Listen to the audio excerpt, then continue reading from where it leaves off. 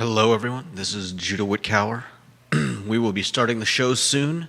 We're just dotting some I's and crossing some T's, and we'll be with you shortly.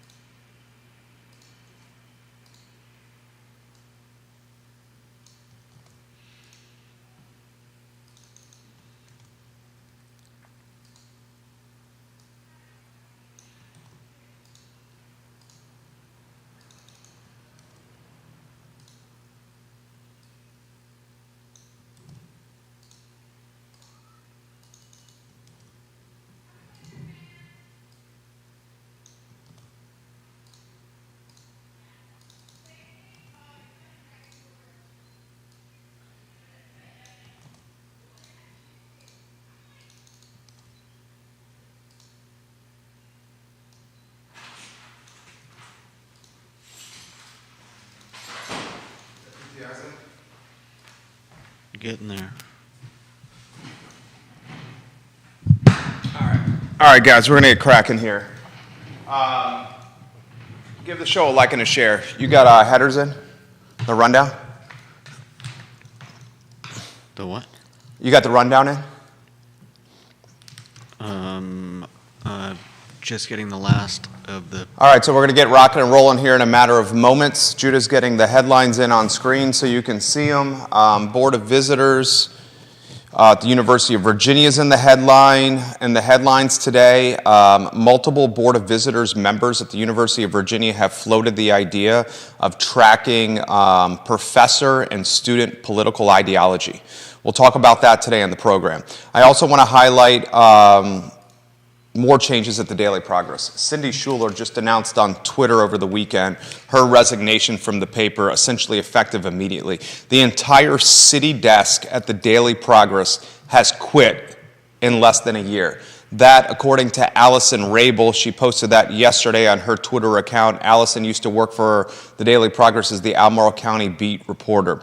We're going to talk about the media landscape, one of my favorite topics. Media is legitimately one of my favorite topics today on the program. I used to work for the Daily Progress. I used to work for Monticello Media. I used to work for NBC 29, and I've done a number of freelancing work for other outlets in the area. Media is in my blood. We'll talk about it today. I also want to talk on today's show, the new business that is coming to the downtown mall. And does this concern you? Sarah K. Harris puts on her Twitter account, she's a committee member within Albemarle County Public Schools and the Diversity, Equity, and Inclusion Committee. And yesterday she talks about indoctrination and students, and she ties indoctrinating students with the Pledge of Allegiance. What the hell is going on here? I want to talk about that as well. Judah, you ready to rock and roll? Yeah. Viewers and listeners, tell your friends about the show.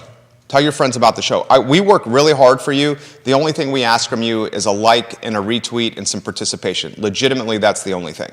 I don't ask anything else from you guys. Holly Foster, thank you for the comment. She says she got the news about a law firm, Kellen Squire, from us last week, and it showed up in the Richmond Times-Dispatch over the weekend. Are you ready to rock and roll? I think so. All right, let's do it. Quiet on the set.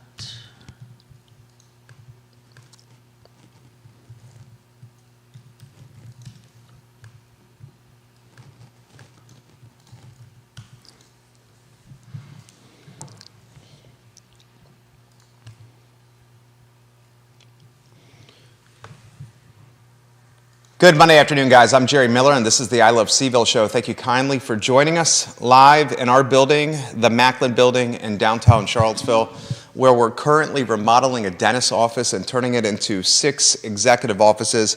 If you need an office space, let me know. 10th, 6 of them come online, fully furnished, Ting fiber internet included, and literally on the downtown mall. All right, a lot I want to cover today. I want to talk about media in Charlottesville and Central Virginia. Cindy Schuler announced over the weekend that she is getting the hell out of the Daily Progress newsroom. I used to work in that newsroom. I used to work at NBC 29. I used to work at Monticello Media. I've freelanced for a number of media outlets, and it's time to discuss the state of news in Central Virginia. I want to talk about the value of the Daily Progress. What is it actually worth? I want to talk about how we can improve news coverage locally, and what is the role of the wealthy in news coverage in Central Virginia? What is the role of nonprofits in news coverage in Central Virginia? Do you like the direction that Seville Tomorrow, the nonprofit news organization, is heading here in Charlottesville? All those topics and more on today's program. I want to talk about the Board of Visitors meeting from over the weekend. The UVA Board of Visitors legitimately is discussing tracking UVA professor and UVA student political ideology, where money is donated, and how they go about their perspective and outlook on topics like diversity, equity, inclusion, and politics. I want to talk that today. The Board of Visitors tracking ideology of professors and students, and whether or not that's a good idea. That seems like a mess waiting to happen, but I'll tell you why on today's program. I also want to talk Kellen Squire and Amy Laufer. There's not a doubt in my mind that in this HD 55 race, this delegate race in the 55th district, there's not a doubt in my mind that Amy Laufer and Kellen Squire have absolutely humiliated the Albemarle County Democratic Party. In fact, there was an article in the Daily Progress over the weekend. It was written by Cindy Schuler, interestingly, and one of the head honchos within the Albemarle County Democratic Party literally said, "This has become a shit show." And I've been saying that all week long. So the phrase I've been using all week long on social media and on this talk show is literally the phrase that a head honcho of the Democratic Party in Albemarle told Cindy Schuler over the weekend. So we'll talk about that. I continue to hear Steve Harvey is getting in the mix. Denver Riggleman, people close to him are talking and encouraging him to jump in the game. That topic on today's show. I also want to discuss on the program Sarah K. Harris. Did you Google Sarah K. Harris, Albemarle County Public Schools? Yeah, I haven't found much. I want Sarah with an H, K. Harris, Albemarle County Public Schools. That's literally what I Googled. When you click that, the third link down, you will see some content from her. Actually, it's let me see if I can find it. Go Sarah K. Harris, ACPS. Let's try this. Here's why I'm bringing this up. Over the weekend, she talked about, I cannot believe I'm even talking about this, but she is a former teacher. She's on the Albemarle County Public Schools Diversity, Equity, and Inclusion Committee. She's on this transgender committee, and she posted over the weekend on her Twitter account. I was absolutely flabbergasted by this. I was frankly hesitant to even bring this up. I was so flabbergasted, but I think it's paramount and important for us to discuss topics like this when you have people that legitimately are on DEI committees and transgender committees, then going on social media saying, if you want to talk, this is crazy, Judah. I'm going to read her tweet directly, okay? She said over the weekend, and this was about, say the word for me, indoctrination. What about it? Indoctrination? She said, are the parents that are talking about our kids getting indoctrinating in schools, are they ever going to get around discussing the Pledge of Allegiance? She legitimately is calling the Pledge of Allegiance indoctrination. I want to unpack that.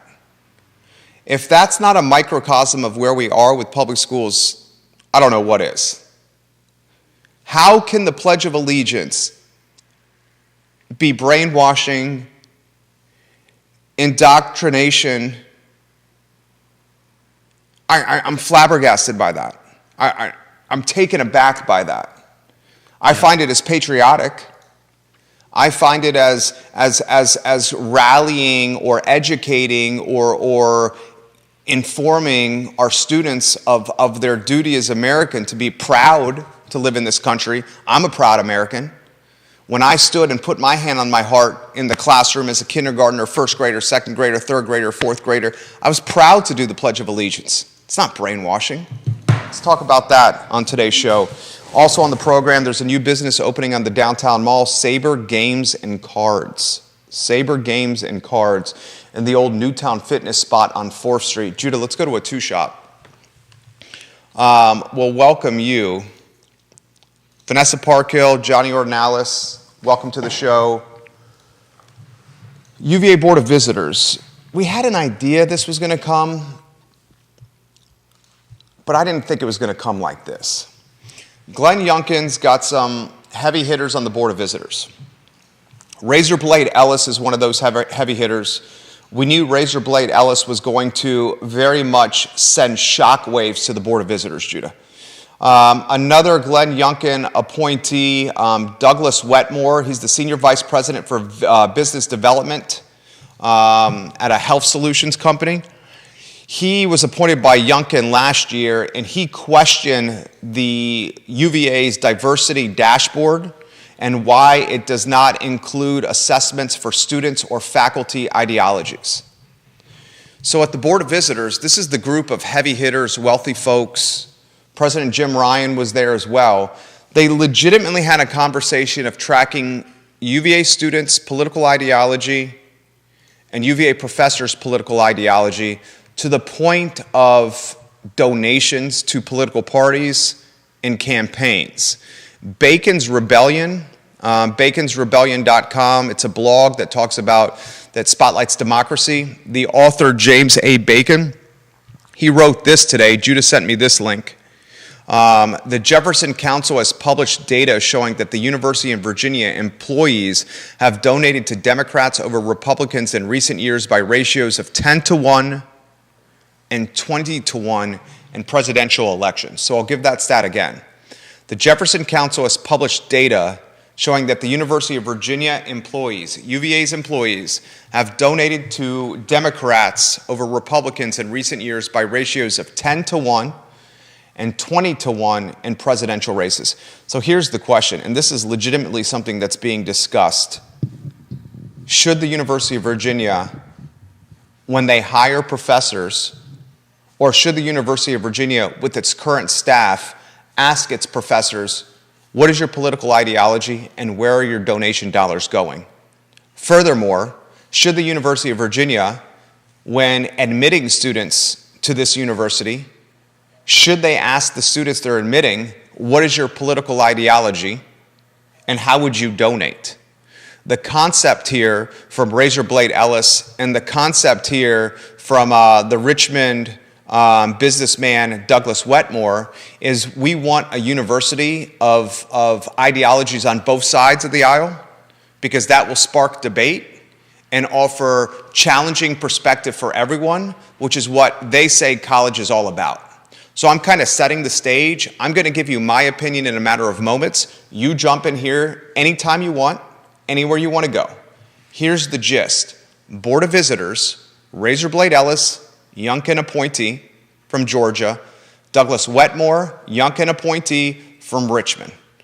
BOV meeting this weekend, they said we should start tracking UVA students and UVA professors' political ideologies and their donations to ensure that this university is as diverse as possible with ideas percolating on both sides of the aisle. I can't wait to dig into this.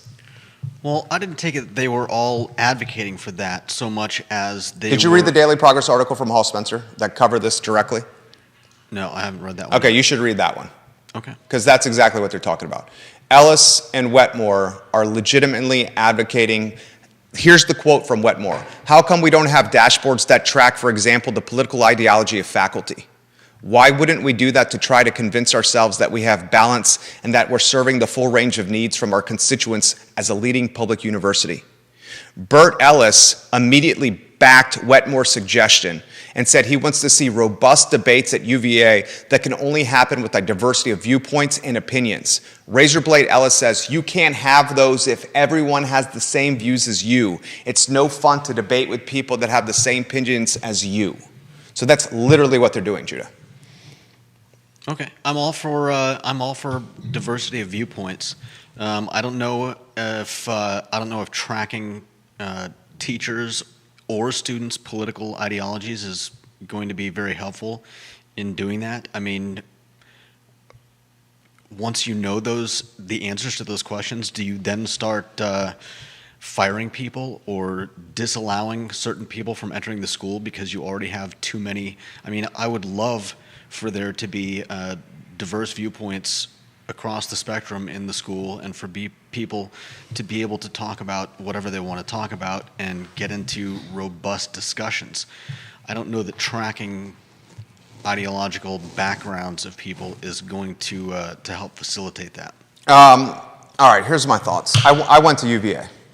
Chris Boyce, John Blair, welcome to the show. UVA is undoubtedly left-leaning. Yeah. I spent 4 years there. It's left-leaning. It's gotten more left since I was there, undoubtedly. My dad went to UVA. My brother went to UVA. Other family went to UVA. Multi-generation, the Miller family at this university. There's no doubt in my mind from when my dad went there from 68 to 72 to when my brother graduated in 2005 that Thomas Jefferson's University and its political ideology has gotten more left. Ellis and the Richmond businessman Wetmore are Youngkin appointees. Youngkin is a conservative. Youngkin is even trying to add the opportunity to diversity, equity, and inclusion. He's not even crazy about the DEI moniker. I will say this. If you are getting into the personal business of professors and students and politics is personal, then you're going to open a Pandora's box that's going to be an absolute mess. And I'm not sure if Ellis and Wetmore are going to use this tracking of ideology as a foundation to maintain a better sense of political diversity with its hires at UVA. Maybe that's the mission.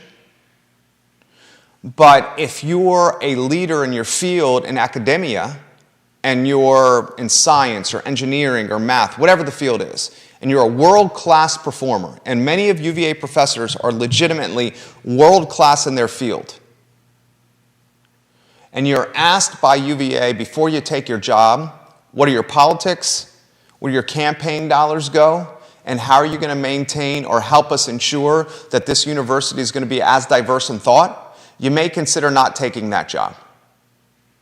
If an employer of mine, and I've been self-employed for 15 years, but if Monticello Media or Daily Progress or the NBC 29 ever said, Jerry, on this application, before we hire you, we want to know how you voted and who you donated money to, I'd have pause before joining that team and taking the job. Because if an employer is asking about your politics and where you donate your money to, what's going to stop that employer of asking, who do you have sex with? Who do you sleep with? What kind of content do you watch? What do you read? I'm not a Republican. I'm not a Democrat. I'm a libertarian. I'm a small business owner. I'm a guy who believes in less government. I'm a guy who believes in finding new ways to tax the population besides rooftops and businesses. I'm a guy that doesn't want the government in my life. I want autonomy. And if the University of Virginia is saying, hey, Professor Elzinga, or Professor Sabato, or Professor Van Langren, Professor Hopkins, Dr. Patrick Hopkins, what is your political ideology? Who did you vote for? Republican or Democrat? Trump, Clinton, Trump, Biden. Where'd your money go to? What's going to keep that same Board of Visitors or that same university to say, who'd you have sex with last night? Do you read the Bible or not? Do you watch pornography? You give an inch, people take a mile. And tracking ideology in politics and campaign donations seems like it's way out of line. And I'm the first to admit that the University of Virginia has gotten extremely liberal. Extremely liberal. And higher education breeds liberalism. It's proven, it's fact. Look at it. Research it yourself. But I think there are much better ways to ensure diversity in thought than getting into people's personal business. You can do diversity in thought by launching new curriculums and classes. You want to get more diverse in thought at the University of Virginia? Perhaps you consider a government track or a political track that is birthing and manifesting students that carry that mindset. Asking Ken Elzinga, an esteemed economics professor, who you voted for in a presidential race would piss off Ken Elzinga. This is an interesting tidbit for you. This is according to the blog Bacon's Rebellion, who's covered this Board of Visitors meeting extremely well. The Jefferson Council has published data showing that UVA employees have donated to Democrats over Republicans in recent years by ratios of 10 to 1, 20 to 1 in presidential elections. That's public record. All right, your thoughts, viewers and listeners. This is from Vanessa Parkhill. And KTP, we'll get to your comments as well. I see a lot of parents in Albemarle County watching. Guys, we're going to talk about the Pledge of Allegiance here, and somebody on the Diversity, Equity, Inclusion, Transgender Committee, a former teacher, and her thoughts on the Pledge of Allegiance on this program. This is from Vanessa Parkhill. She says, if the intent of tracking ideology is to diversify the pool of students and professors, that could be interesting. I doubt that is the intent. What is the stated intent? To only bring right-thinking people onto campus? Scary. Better solution than tracking people's ideology? Eliminate the diversity dashboard altogether. Eliminating the diversity dashboard altogether. Your thoughts on that? Well, yeah, I think that part of the problem is that we're looking so intently at all of these things, and if you take a natural what's the word I'm looking for? If you take a natural spread of people from a population, you're more likely to run across the entire spectrum if you're not looking for anything in particular. And I think if you start looking at all these, I think it's right. If you start looking at this, how is that going to help the diversity of the school, the diversity of conversation and discussion? Is that actually going to produce the desired results, or are you just going to end up, alienating people, alienating teachers? The reason I don't think the teachers' ideologies Professors really matter is because if they're doing a good job, then they are not the ones that are. They're the ones that probably are introducing diversity into the conversation as counterpoints to what may be. You say that UVA and higher education breeds. What did you say? Liberalism? Yeah, higher education breeds liberalism. People know that. Is it as much the school is breeding that as it is that younger students, younger people are just more inclined to lean in that direction? The point being, how are you going to force diversity? That's part of the go ahead. Part of the problem with the DEI is you can't force diversity. And if you tell people that they are... What do you mean you can't force diversity? That's exactly what university is doing. They are forcing diversity. They are prioritizing minority applicants over white applicants. That's forcing diversity. I was talking about in discussion and conversation. Okay, but they can force diversity. They're trying to do that with their student body. They're also doing that with whom they hire. And the Board of Visitors meeting, another topic that came up in this BOV meeting is the University of Virginia is prioritizing a more diverse staff of professors. Its goal, its priority is diversity with its staff. That's one of its priorities. So that's forcing diversity. It's not necessarily a bad thing to force diversity. Okay, but I wasn't talking about it in those terms. I was talking about it in terms of what you discuss and what, I don't have a problem with diversity if we're talking about what, racial makeup? Is that what you mean by diversity? That's the definition of diversity, racial makeup. That's the first definition. No, it's not. But you don't think the first definition of what diversity is when people think is skin tone? If we're talking about a specific version of diversity, yeah. But the word itself just means diversity. It doesn't have anything to do with race. Katie Pearl, there is very little diversity of ideology and thought on UVA grounds now. I doubt that's how Thomas Jefferson intended it. My concern is that students and potential employees would be terrified to answer honestly, agreed, if they were conservative, since most of the staff making decisions about their admission or employment are liberal. Great point by her. She even says, I worried that this idea would backfire on conservatives, even though the intention is to help them feel safe, like they can have a seat at the table. I also agree with that point. Bob Yarborough on another Facebook page, he's the king of Redfields. Bob Yarborough is a man of very measured thought. I respect what Yarborough has to say. He says, this sounds insane and extremely dangerous.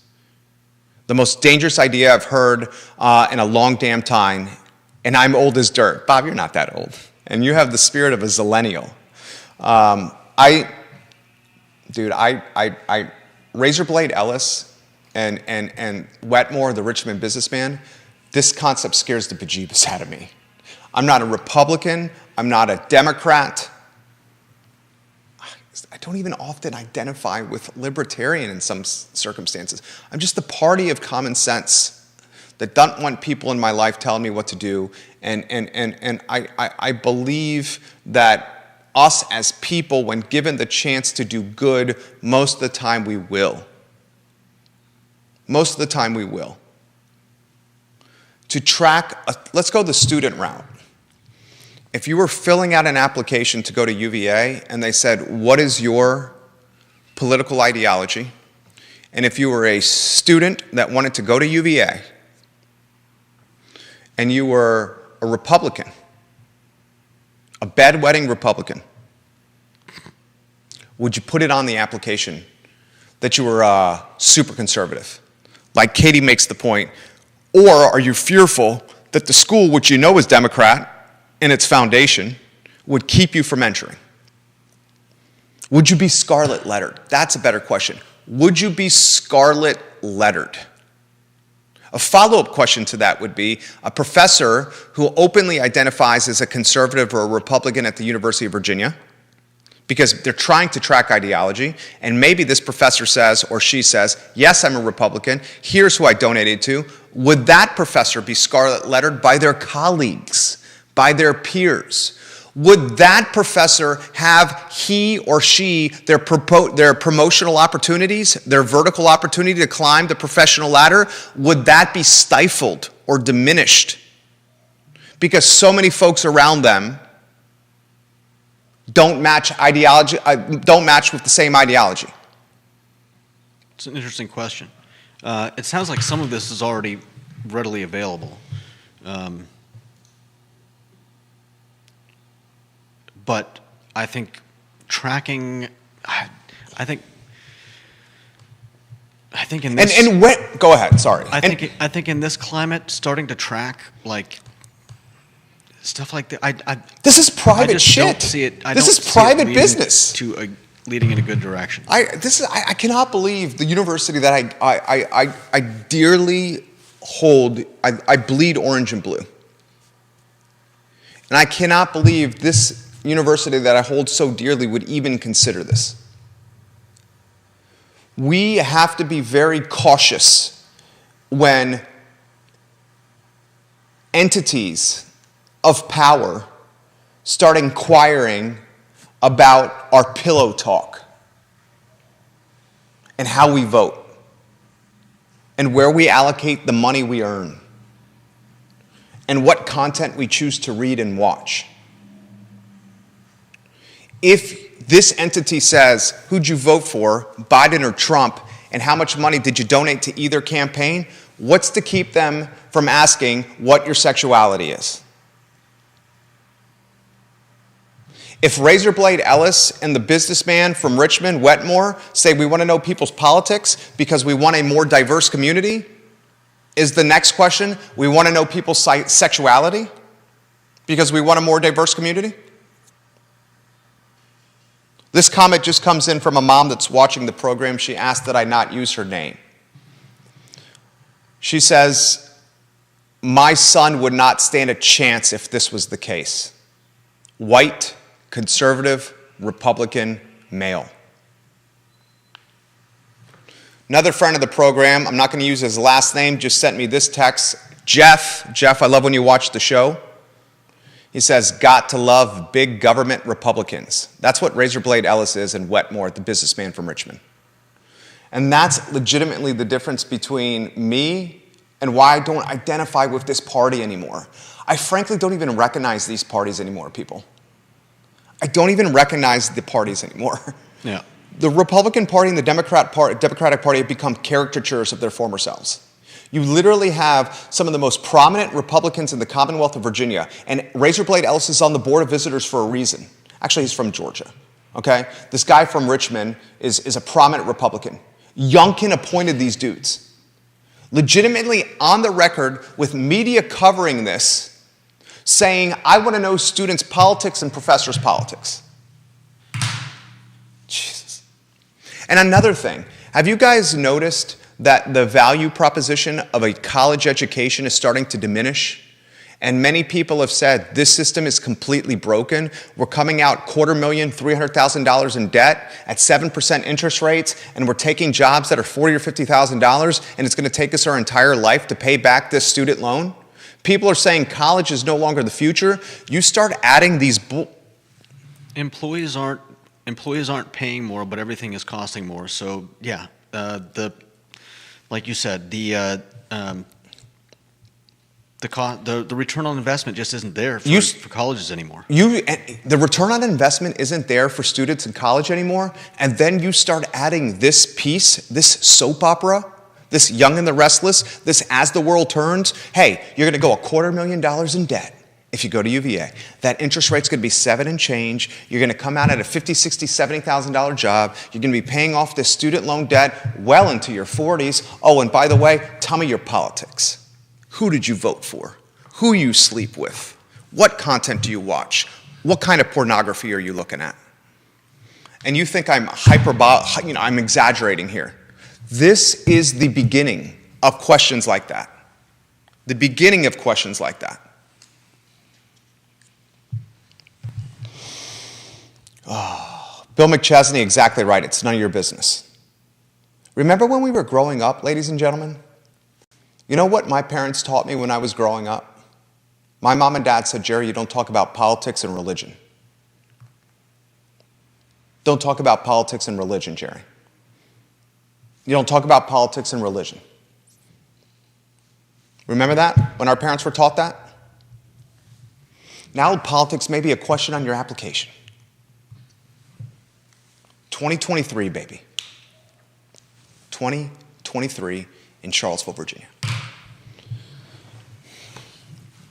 I'll get to all the comments, and they're coming in fast and furious. I got a lot of content that I got to get to today. Mondays are always busy because we have the weekend of stockpiling information.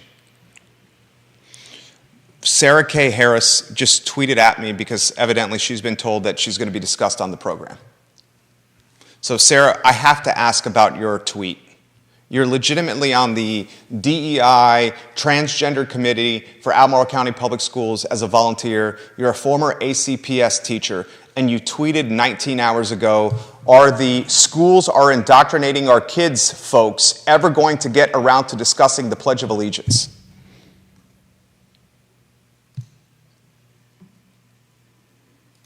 I responded to her, how is the Pledge of Allegiance indoctrination?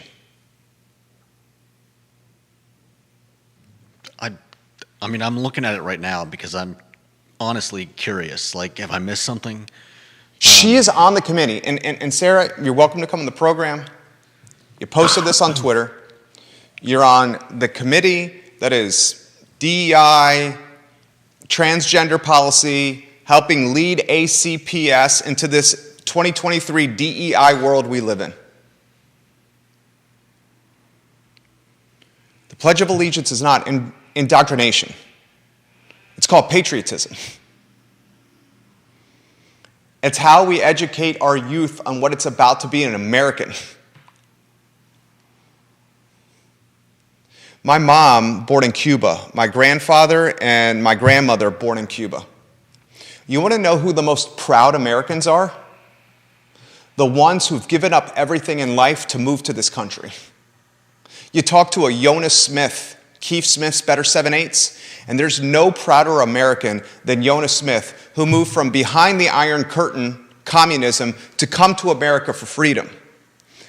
My mother in 3rd grade was told by my Mima and Poppy around midnight to put as much as she could in a backpack. We're leaving Cuba to go to Miami because we're fearful of Castro and his communist regime. My Mima and my Poppy were active in politics, and they were the type of people that Castro was killing. So Mima and Poppy went from an upper middle class life where they were engaged and active within their community to telling my 3rd grade mother, who was 9 years old, get a backpack, put everything you can in it. We're leaving our house and all our friends and family to go to Miami, Florida, where Poppy was a ditch digger, Mima was a hotel maid, and my mom was put in the 3rd grade in an English-speaking school without being able to speak English. I tell this story all the time. This topic comes up from time to time in our household, and my mom to this day gets emotional when talking about 3rd grade, 4th grade in America as kids ridiculed her in English. She had no idea what they were saying, but she knew they were making fun of her. But then you talk about America with my mom, and there's not a more proud American than this woman, who literally gave up her entire life and her friends and her family and was told by her mom and dad to put everything she could in a backpack, and anything that didn't fit in it, leave it. You won't see it again. You tell that to a 9-year-old? I don't know if moms and dads, I'm getting emotional right now. Moms and dads are watching this program. Your kid is 5, 6, 7, 8, 9. How many 5, 6, 7, 8, 9-year-olds understand the concept of put everything you can in a backpack, anything that you can't fit in the backpack you'll never see again? My oldest son is 5. He's got a favorite stuffed animal. It's almost a comfort blanket. His name is Hop Hop. Our oldest son loves Hop Hop. Say Hop Hop doesn't get in the backpack and is left back home in Cuba as she makes it to Miami because she's woken up and has to do this in half an hour or less because they didn't want to tell her in advance for fear that she would spill the beans. So they literally did it with a 30-minute window because they didn't want my mom telling other people. What if mom had not have grabbed Hop Hop and put Hop Hop in the backpack and went under the cloak of darkness on a boat from Cuba to Miami? And then when she got to Miami, she realized Hop Hop was still in Cuba. How do I explain that? How did Mima and Poppy explain that to my mom? How could I explain that to our oldest son?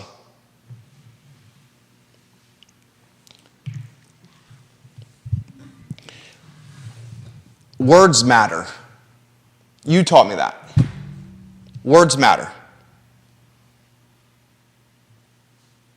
And when you're on the committee for diversity, equity, inclusion, when you're a former teacher, when you're on the transgender policy committee, Sarah K. Harris is. Look it up. And you tweet 19 hours ago, are the schools are indoctrinating our kids, folks, ever going to get around to discussing the Pledge of Allegiance? She's now backpedaling from this. She says, I didn't say it was, I just asked a question. I didn't take that initial tweet as that, did you? Seemed a little odd. 2023 in Albemarle County Public Schools.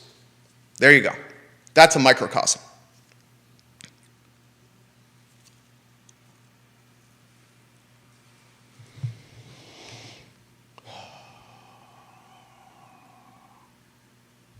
Katie Pearl says this: my brother from Florida came to visit and we took him to Monticello. After watching the little 10-minute video before getting on the bus, he looks at me and goes, wow, they make Thomas Jefferson look like an asshole. That little intro video has definitely changed in the last 10 years I've lived there at Monticello.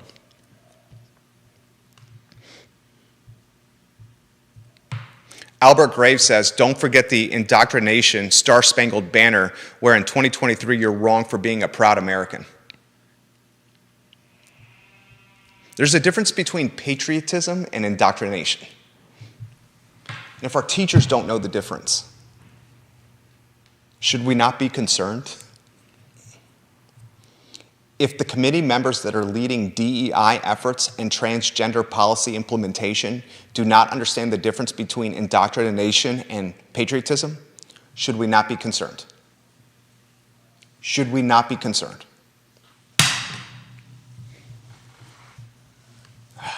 Fired up today. Make sure you're rotating those lower thirds, please, sir. Let's do the Squire Law for Embarrassed the Democrats won. Anyone that's watching this program, if you have not had an opportunity to read the article by Cindy Schuler on the 55th District race that was published 17 hours ago, please do. The headline's called Experts, Politicians Weigh In on the Law for Squire Race. Cindy Schuler, by the way, has since resigned from the Daily Progress. The entire copy desk at the Daily Progress has quit or resigned within the last year. We're going to talk about the state of local media here in a matter of minutes. Cindy Schuler wrote a great article. I'm going to cut to the chase. Both Amy Laufer and Kellen Squire have undoubtedly humiliated the Albemarle County Democratic Party to a point where an unnamed Democratic Party insider, a heavy hitter, and I actually know who this person is because I had the conversation with this person, literally was quoted by the Daily Progress as a source as calling this race a shit show. I had the conversation with this person over coffee last week, and I said, your race is a shit show. Talked about it on the show all week long. Put emojis all over social media. Poop show. Now in the newspaper. Steve Harvey is contemplating a run. Steve Harvey, whether he jumps in as an independent or Republican, will make a significant difference. Will Steve Harvey run as an independent or will he run as a Republican? My instinct says probably an R. His best chance of winning is an I. I've had a couple people reach out to me around the Commonwealth who have indicated they're encouraging Denver Riggleman to run. Denver Riggleman, remember, he was jettisoned from the Republican Party. Why, Judah? Because he helmed a wedding of wasn't it a wedding between two same-sex people? Denver Riggleman was jettisoned from the Republican Party in the Commonwealth of Virginia because he officiated a same-sex wedding between two men. Yeah. One of them who had been a key contributor to his campaign for a long period of time. And Congressman Riggleman, being an upstanding, just good guy, said, yeah, dude, I have no problem being the official at your wedding. You've helped me so much with my campaign, it'd be my honor to marry you guys. You know why? Because Denver Riggleman doesn't care who people have sex with. He doesn't care who people have sex with and what they're doing in their bedroom. Denver doesn't care about people's church and their religion and who they pray to and who their God is. Denver goes about life as a small business owner that doesn't want the government in his you-know-what, wants to find different ways to get tax revenue so we're not burdened as citizens, as Charlottesvillians, as Virginians, as Americans. Mm-hmm. Denver, when it's all said and done, is a centrist, a guy from the party of common sense. And I'm going to tell you right now, a precedent has been set in the Commonwealth of Virginia. And that precedent was initially set by, what's his name? Was it Tom Garrett? Tom Garrett was a former member of the House of Representatives that got into the state game in Richmond. And Tom Garrett said, look, I've done the big time politics, and then I'll go back to the Richmond politics. Will Riggleman do the same? And if Riggleman gets in this race, I bet you $100 he wins it. Yeah, I could see that happening. Bet you $100 he wins it. Denver, get in the game. Laufer and Squire have humiliated this district.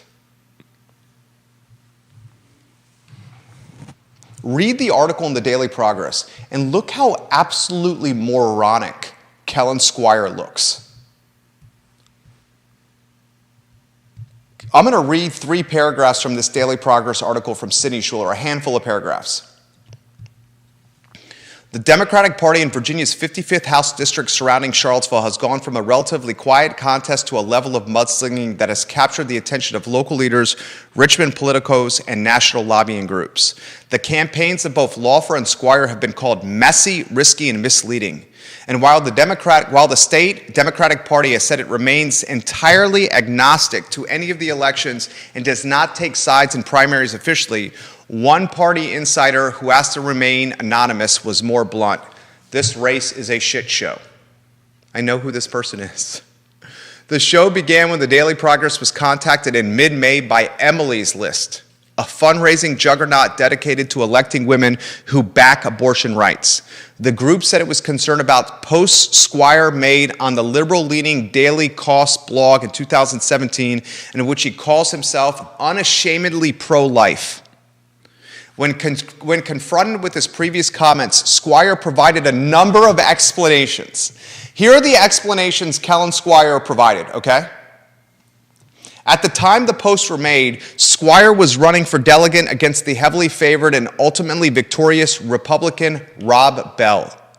Squire told the Daily Progress that the posts were both a failed attempt at catering to voters in a much redder 58th district, suggesting the posts were genuine outreach to more conservative voters, and also some form of Democratic counter-operations in order to bait Republicans into attacking him, suggesting the posts were not sincere at all. Does that make sense to you? I'm going to read this paragraph again and help me understand what Kellen Squire is telling the Daily Progress. Squire told the Daily Progress that his abortion posts, where he said he was pro-life years ago, he said these posts were both a failed attempt at catering to voters in a much redder 58th district, suggesting the posts were genuine outreach to more conservative voters, and also some form of Democratic counter-operations in order to bait Republicans into attacking him. What the hell does that mean? I like the other explanation better, but yeah, this just sounds like he doesn't have any What the hell does that good mean? way of explaining what the heck that was all about. What did he just say there? Listen to this. Listen to this. When a Twitter user that same year, he left the tweets on his account. That when a Twitter user in 2017, you with me, Judah? Yeah. In 2017, a Twitter user asked Kellen Squire what made his platform different from major Democratic planks. Squire replied, quote, "A bunch, but probably most notably, I'm unashamedly pro-life and pro-Second Amendment. It used to be about Russia foreign affairs." What used to be about Russian foreign affairs? What is this dude doing? I honestly don't know. And in 2017, he's got tweets on his account that straight up say he's unashamedly pro-life that he did not delete. I mean, like I said, I've seen explanations that talked about that having a good explanation. Now I'm not so sure, and everything that you've read just sounds Hokey, absurd, ridiculous, the definition of moronic. One of the worst campaigns I've seen run. And then you get Amy Laufer. Someone tag Amy Laufer. Someone text Amy Laufer. Someone call Amy Laufer. Amy Laufer, you need to hear this. Did you know Amy Laufer at one time was the head of the Albemarle County Democratic Party? Chairwoman? She was the chairwoman of the Albemarle County Democratic Party for a handful of months, resigned for this race. Amy, listen. Your track record for winning races is pretty bad. You lost to Nakia Walker. You've really only been on the school board. When you're trying to throw shade and mudsling on your opponent, I would consider going through a third party. It's called Politics 101. That way, the backfire and the backlash doesn't implode all over you. Utilize a third party to do your mudslinging. I have a feeling you're going to lose this race. And I have a feeling you're not going to see the writing on the wall that you've lost your last 3 after you lose this one. And I have a feeling you're going to try to win something else.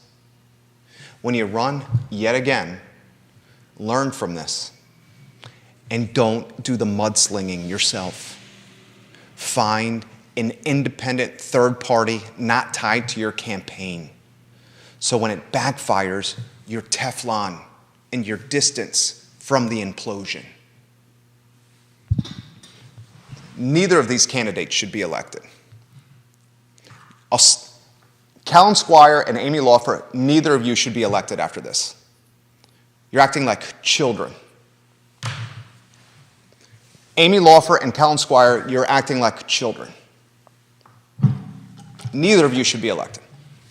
This is who we won in Richmond, determining women's reproductive rights. This is who? Right.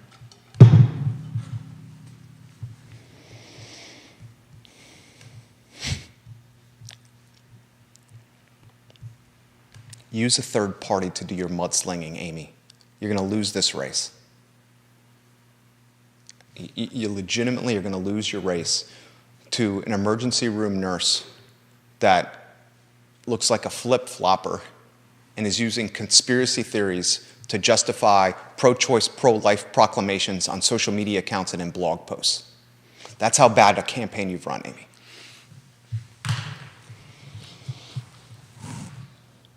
Fucking ridiculous. It's ridiculous. This is 2023 in Charlottesville, Virginia. In 2023 in Charlottesville, Virginia, Razor Blade Ellis and a Richmond businessman called for the University of Virginia to track the political ideology of professors and students and where their donation dollars go. 2023 in Charlottesville, Virginia, Amy Laufer and Callan Squire humiliate the Albemarle County Democratic Party. 2023 in Charlottesville, Virginia, a member of the Albemarle County Public Schools DEI and Transgender Committee is calling the Pledge of Allegiance indoctrination. This is 2023 in Charlottesville, Virginia.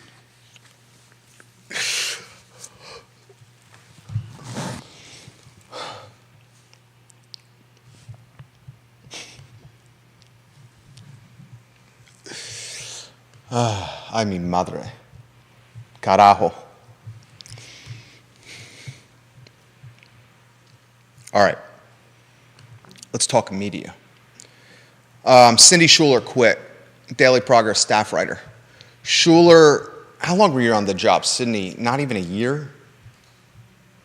The entire copy desk at the Progress has quit in the last year. The state of media in this community is probably the worst it's been. I've been in here 23 years in Charlottesville. My first job in Central Virginia, first job was actually at Ruby Tuesdays. Paid for most of college as a host, busboy, and bartender at Ruby Tuesdays in Barracks Road. I think it's now Chopped, the salad place. I used to walk from Lambeth Commons or from Phi Kappa Psi on Rugby Road to Ruby Tuesdays to work host jobs or bartender jobs or waiter jobs. I remember a couple times the fraternity I was in, Phi Kappa Psi, it's the big fraternity at the end of the Mad Bowl on Rugby Road, the iconic white one. It was a great time. But UVA is a wealthy school, okay? I didn't have a lot of money. UVA is a wealthy school. A lot of my friends came from serious money.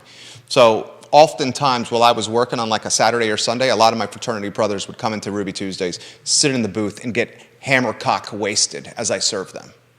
It was an incredible awakening for me as I saw the difference between those who had money and those that didn't at UVA. Here I'm trying to bust my tail to pay for stuff, and these guys are coming in with their parents' Amex, dropping like 65, 80 bucks on Ruby Tuesday's mega margaritas. $65 for me at the time probably was food for 5 days. And here these guys are dropped. They tipped me well. I didn't care. It was a little bit embarrassing serving my fraternity brothers at 20 when I was a waiter. They heckled me a little bit, but it was all said and done. It was fun and games. They knew I was going to hook them up. I knew I was going to get hooked up by then, and we had some fun making the end of the shift, making my way to the end of the shift. My second job was at the Daily Progress. Rising third year, I took a job as a part-time writer. I got paid $30 a story covering sports under Jerry Hootie Ratcliffe. You got $30 a story plus mileage. My first assignment, I still have the newspaper article, was a Covenant girls volleyball game. Worked at the Progress 5-6 years, worked at NBC 29 5-6 years, worked at Monticello Media 5-6 years. Monticello Media is a radio station, home of Hot 1019, 99.7 CYK, the country station, and a talk radio station, 1400 WKV, where I would host a talk show. So I got intimate intelligence on Monticello Media, NBC 29, and the Daily Progress. Furthermore, are we on a one-shot? We can be. No, let's keep it on a two. This behind me, VMV Brands behind me, this is the advertising agency we own. We have 103 active clients on our roster, and this advertising agency is managing the advertising dollars of our clients to the tune of somewhere between $240,000 to $280,000 a month. There's no larger buyer of advertising inventory in this 300,000 person market than me. We use our purchasing power of all these 103 clients to secure the best rates possible for our clients, so they save money on the front end on their ad campaigns by allowing me to negotiate their rates, and they get more inventory in the back end.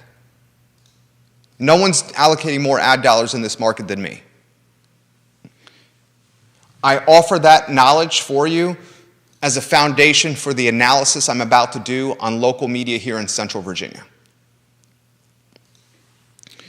Cindy Schuler announces over the weekend that I'm so grateful I decided to move to Charlottesville nearly a year ago. Even more so, I'm so grateful to the Daily Progress and to Reynolds Hutchinson for giving me a writer's home with so much opportunity. With that being said, today is my last day at the paper.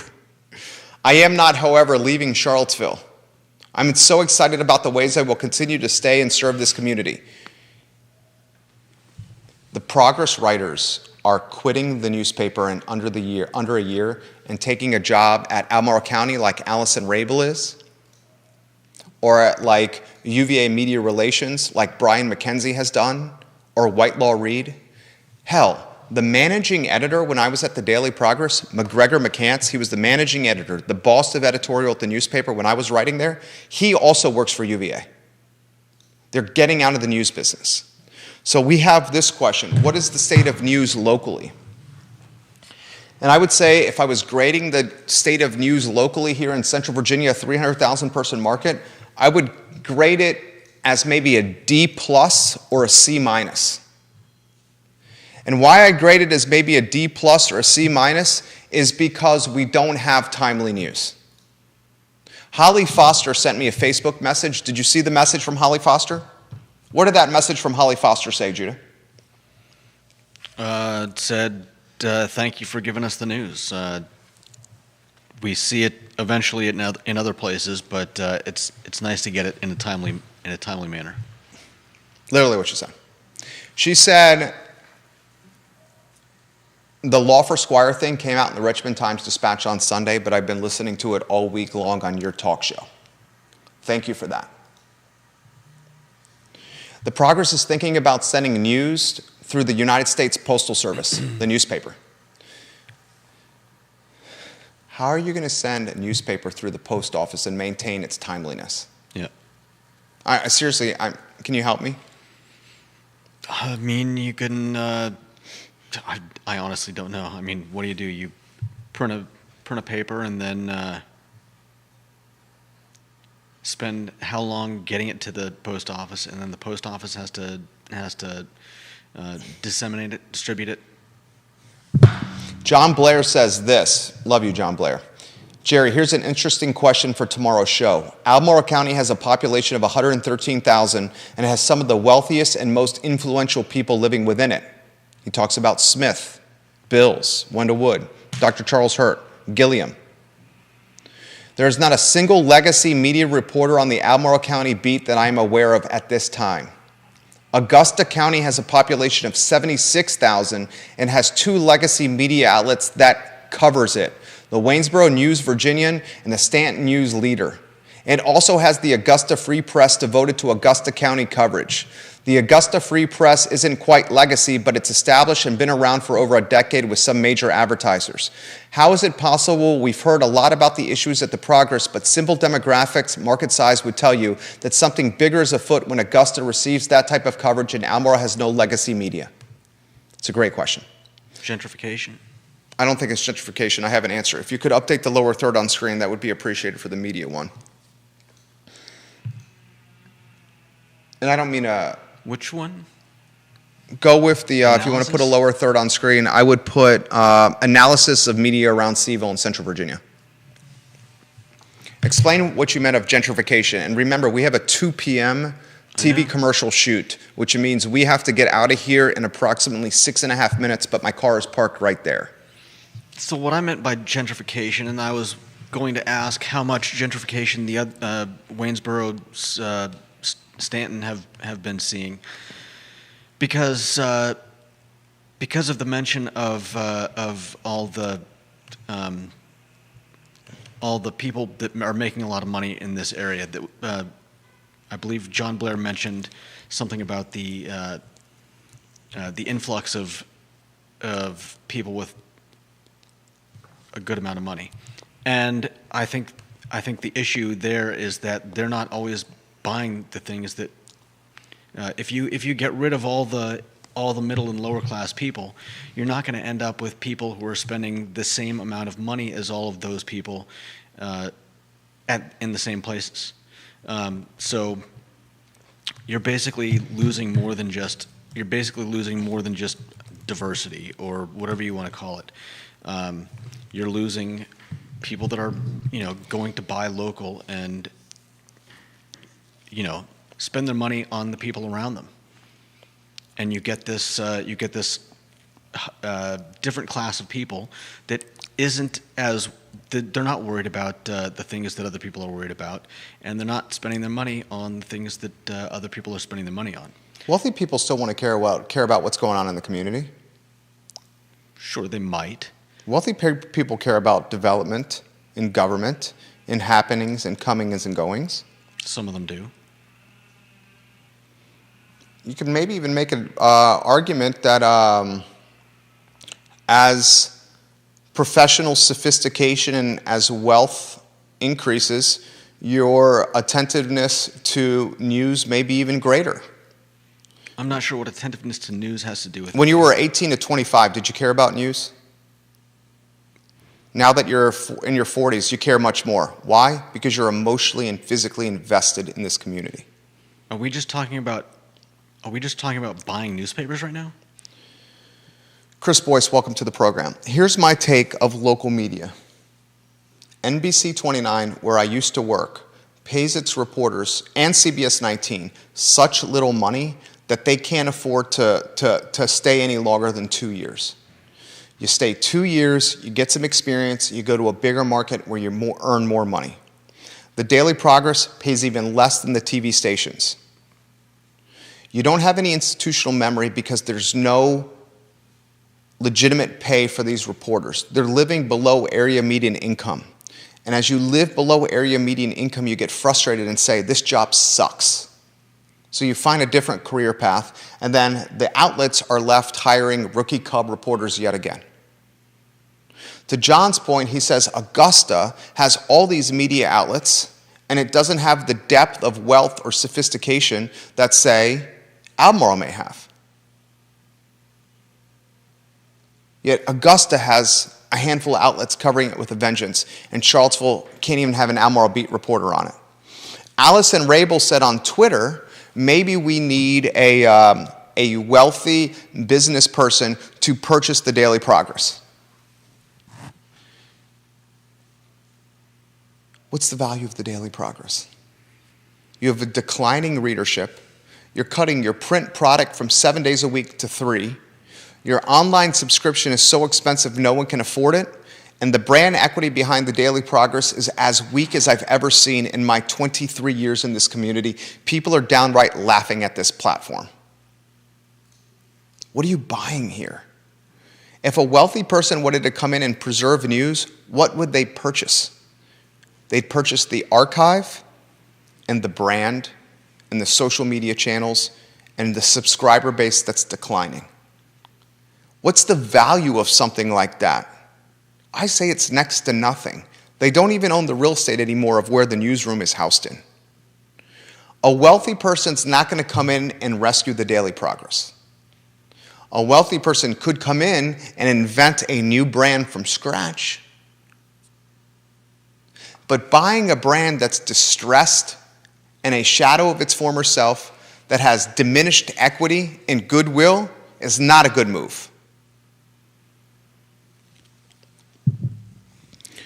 The future of this news business, I'll say it once, I'll say it again, is a handful of people, Yumi, Molly, Sean, Neil, that have their pulse on community endeavors and utilize social publishing outlets to get that word out to people.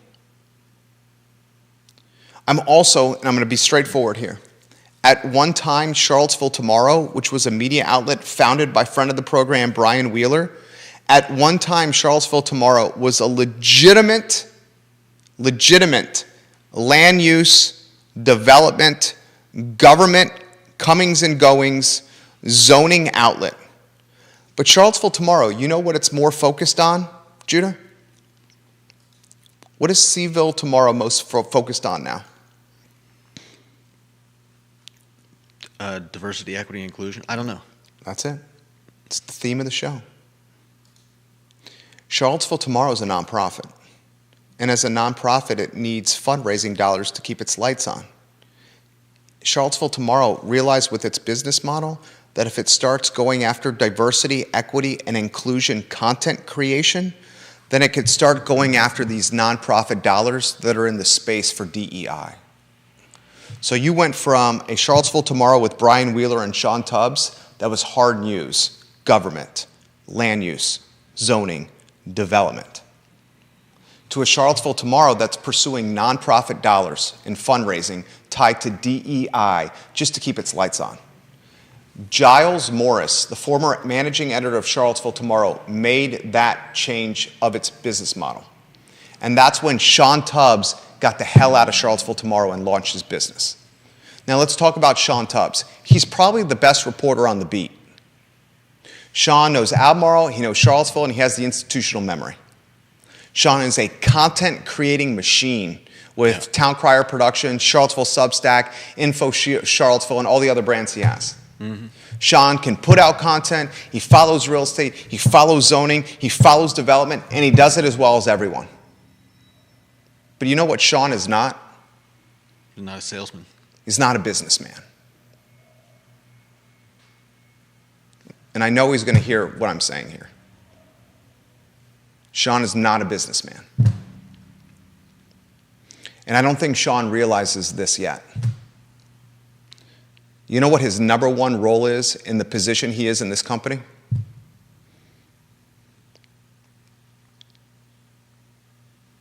Go ahead. Business. It's not content.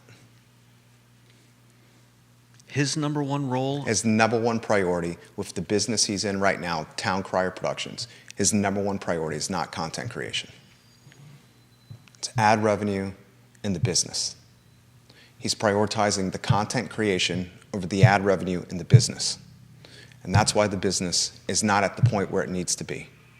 That's why he's got roommates and why he's openly putting on Facebook he's struggling to pay for things around his house.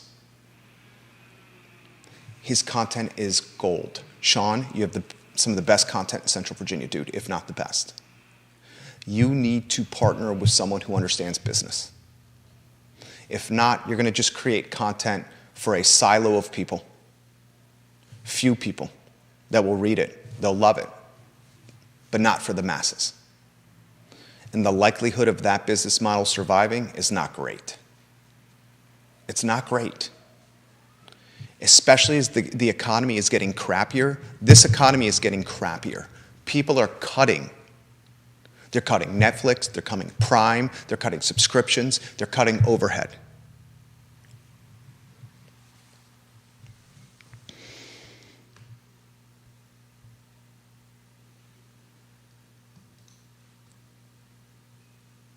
I don't think what is the value of the progress?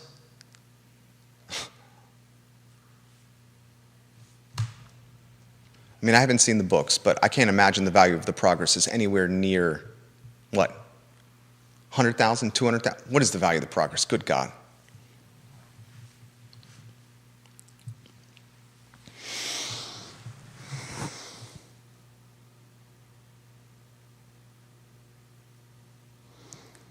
I think the best way to get news would be to do the best way for this community to get the news that it wants would be some kind of strategic partnership with key players in this industry that do things well. Molly does things extremely well, content creation. Molly Cogner, Socialist Dog Mom, she does not have business. She's not a businesswoman. She gives away most of her content for free on Twitter. Mm-hmm. Sean's a phenomenal content creator, but he's not a businessman. You need somebody like an ad agency with 103 clients pulling the financial resources into a platform where the content can then live. All right, it's 18 minutes, and I gotta go. I'm 18 minutes away from 2 o'clock, and I got a TV commercial shoot at 2. How long do you think it takes us to get there? Probably should go right now. All right, that's the show. Yeah. The comments I didn't get to today, I apologize. I'm gonna read the comments after the TV commercial shoot, and we'll apply them to tomorrow's show. We're so freaking busy at this company, guys. So freaking busy. For Judah Wickower, I'm Jerry Miller.